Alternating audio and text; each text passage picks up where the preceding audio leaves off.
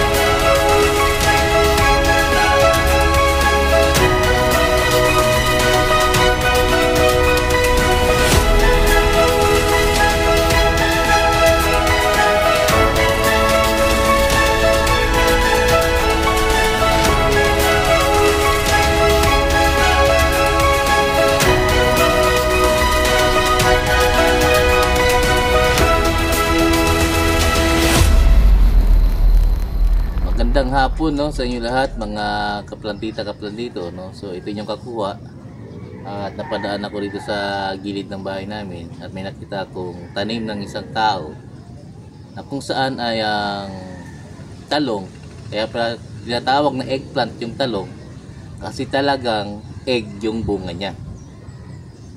Hugis itlog, bilog at puting-puti. So tingnan natin mga kung ano. So ito yun. Lapitan natin. So ito yung talong na hugis itlog at puting-puti na parang idinikit na itlog dito sa stem niya, no. So ito yung stem niya. Ito yung mukhang itlog. So talong ito mga kuha, no. Oh, yan, talong yan. At namumunga na siya dito, namumulaklak na siya dito at unang bunga ito. No, pangalawang bunga ito. So ito yung unang bunga, no. Talong na puti. So yun na mga kuha, no. Kahit ako na papahanga dahil sa nakita nating talong. Kaya pala siyang tinawag na eggplant kasi itlog talaga pala yun. Mukhang itlog talaga pala yung nandito. So totoo yan mga kuha, no. Hindi yan siya gawa-gawa lang, kundi yan ay bunga, no? So kung gusto niyo makita mga taga rito sa Davao ay nandito lang ito sa Davao del Sur. Actually nabili lang itong talong at tinanim, pero bihirang-bihira ka makakita na perfectong itlog, mukhang itlog ang talong, no? So puti ang alam ko kasi violet yung talong o yung may ibang kulay, parang blue, no?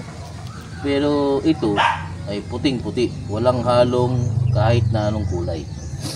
So yun ang magandang tanim na nakita natin ngayong araw, no? So ito mga kuano, nakabalik na tayo sa ating pag-vlog dahil galing sa sakit at baka may makakapasyal-pasyal na tayo. So ito mga kuano, ito ang eggplant.